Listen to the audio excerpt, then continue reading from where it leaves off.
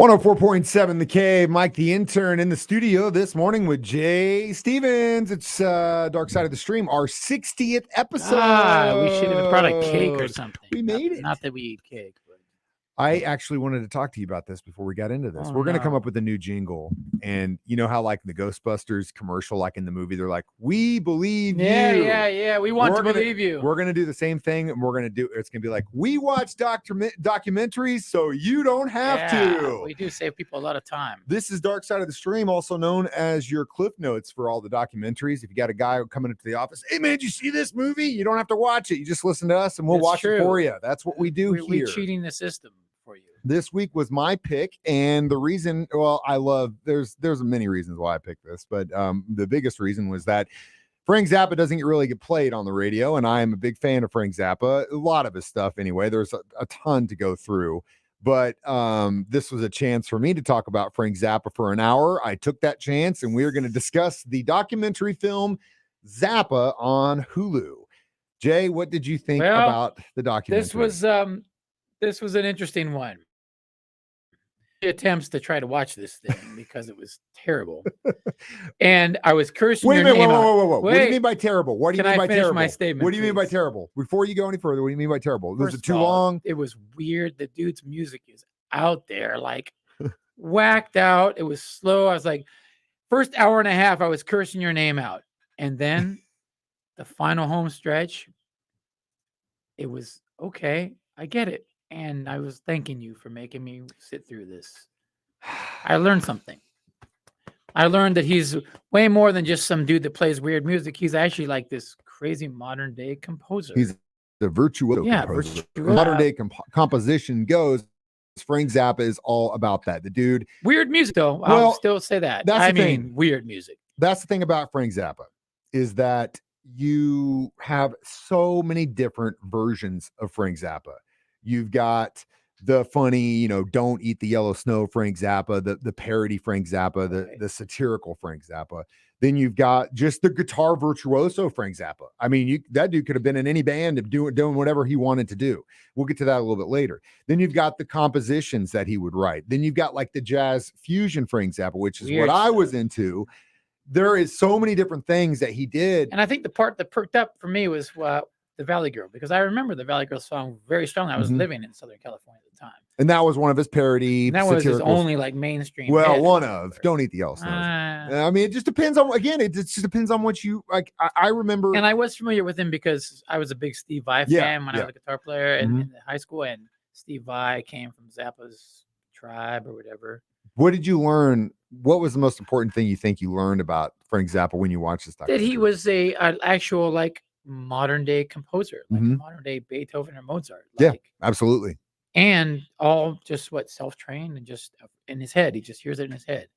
Kind of like Paul McCartney. Deep. I mean, Zappa did know how to read and write music and stuff like that. Though, I think, but self-taught, very much self-taught. And he had some very interesting things that happened to him in his life, his childhood and all that stuff. And the great thing about this documentary is that it actually has archival footage. The Zappa family were all on board. They gave him, I mean, this dude, you want to talk about, we did a documentary about someone who just recorded everything. I can't remember what episode that was about. Kilmer. Yeah. The Val documentary. I mean, in like just behind the scenes stuff when they were shooting Top Gun and stuff. Zappa was the same way. He filmed everything. He recorded everything. There are just troves of unreleased music, unfinished ideas. Yeah, he was constantly making stuff. 27 albums or something he recorded, and then after he died they released 53 more albums. They probably got 100 albums, unrealized stuff, notes, sketches. It's a lot to dive into, and that's exactly what we're going to do today. Dark Side of the Stream, discussing Zappa on 104.7 The Cave.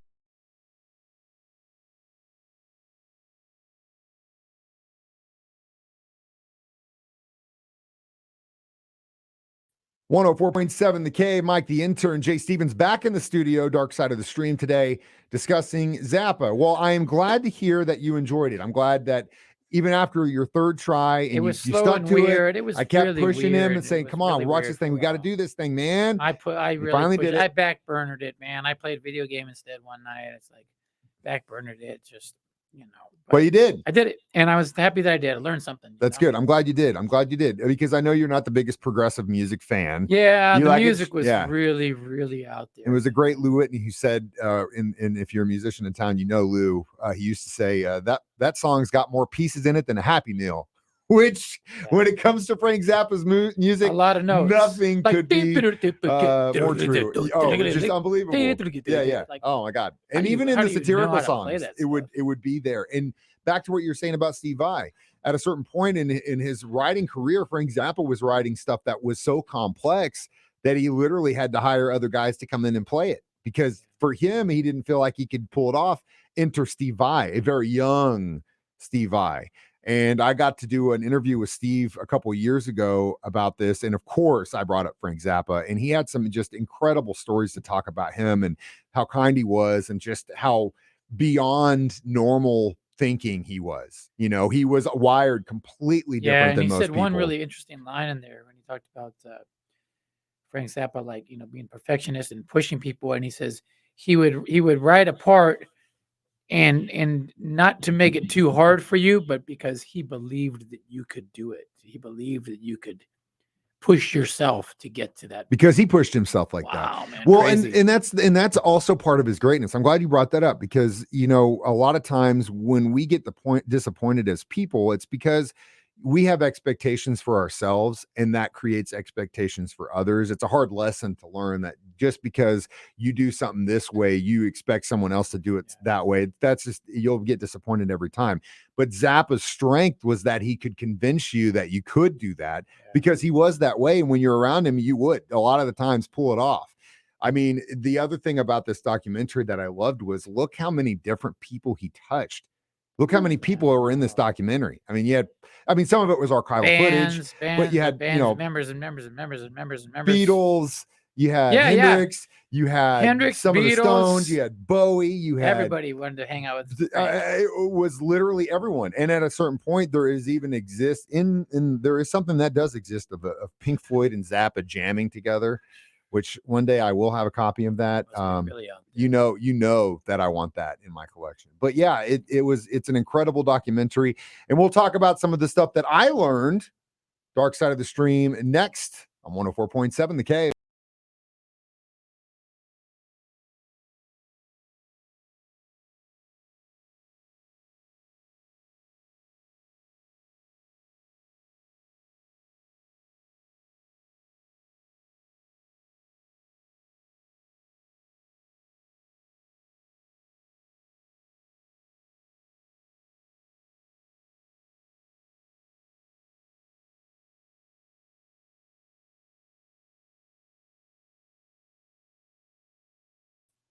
.7 The Cave. Mike the Intern, Jay Stevens back in the studio. It's Dark Side of the Stream, discussing Zappa on Hulu. Now we went back to what Jay learned. Now it's my turn. Dweezil, Zappa's kid. I did not know. I knew Dweezil because he's kind of the one that pushes on his. He was a guitar shredder too. He's an amazing musician. If you ever get a chance to see, he does a lot of stuff. He'll do anniversary tours for his dad and music in his own right. He's been on the Experience Hendrix tour. He's a great guitar player. But the name Dweezil actually, and I did not know this, came from what Zappa would call his wife's weirdly shaped toe, Dweezil, and that's where they got the name Dweezil from. He liked the weird kid names. Dude, he liked the weird kid names. Something else, and I already knew this, but the drugs thing, a lot of times people feel like they have to use drugs to aid them in their creative process. Zappa was hugely opposed to the use of drugs. Which is crazy, because you would think he was taking everything. You were out of your mind writing. Nope, he didn't want. He didn't take it. He was very against anyone in his band taking drugs. But then again, he was also a very, very, very opposed to the government's war on drugs. He thought it was, hypocritical of them to do that. Obviously, when the censorship thing came up in the 80s, that was an interesting part. Hugely vocal about that. They weren't trying to censor his music, but he took it upon himself to stand up and speak. And he even says in there, they're coming at Prince. He's not over here talking. They're coming at the boss, Bruce Springsteen. He's not over here talking. They're coming to Michael Jackson. None of them were saying anything. He felt, okay, well, then I have to say something. because he had been doing this for so long, and he understood. And it wasn't about the money or commercials. No. Like he would dump everything back in, and I don't think he had a lot of money. It seemed like it was all. It's kind of like bands around here. You're Fighting always with funneling it labels, back into the machine to keep it fighting going. with labels, Yeah. doing it yourself, selling records out of your warehouse. He did leave a good, big enough legacy though for his family that even all these years, the music and the releases they've had, I'm sure they're doing just fine. But yeah, he definitely wanted to bring it back into the fold. And again, if you're a big fan of music and you're not really too familiar with Frank Zappa, this is a great documentary to get you in and just kind of understand. This is the gateway drug. This is the gateway drug. And hopefully after watching this, Jay, you might actually pick up a Zappa record and listen to it. Well, the interesting thing, I probably won't do that. The interesting thing though is guaranteed my my uncle and my parents probably listened to some of this when they were stoned, because I remember some of these Frank Zappa tunes that they'd play little parts of. But if Steve Vai's early solo stuff is very Zappa-ish, Yes. Little Green Men and stuff like that, very weird. Very progressive. Like I would buy it because of the guitar shredding part, but it was weird stuff too, you know. The other things that was just crazy is all the crap that happened to him, like live shows, like they were playing, the Deep Purple Smoke on the Water story, like that actually happened. There was a fan that shot off a flare gun at a show and almost caused the band and Zappa to be burned some guy alive. Tackled him off stage. And then about a week after that, he's playing a show and he gets tackled and rock and roll's dangerous. He falls off stage, crushes his larynx, and his voice drops like a third. So he, how we always say, at least according to Dio, you got to bleed for the dancer. Frank Zappa definitely bled for the dancer. This is Dark Side of the Stream discussing Zappa. We'll be back next to give our review. Dark Side of the Stream on 104.7 The Cave.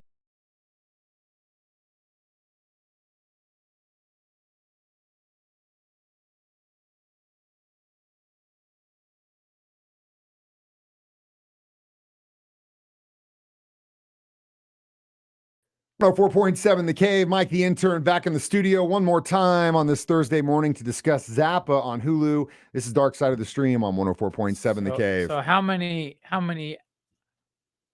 weird modulated notes are you going to give this? I would say, how many Peaches in Regala would you give this documentary? It's one of his songs. It's probably one of my favorites. Over my head, that one. I'm more of the jazz fusion.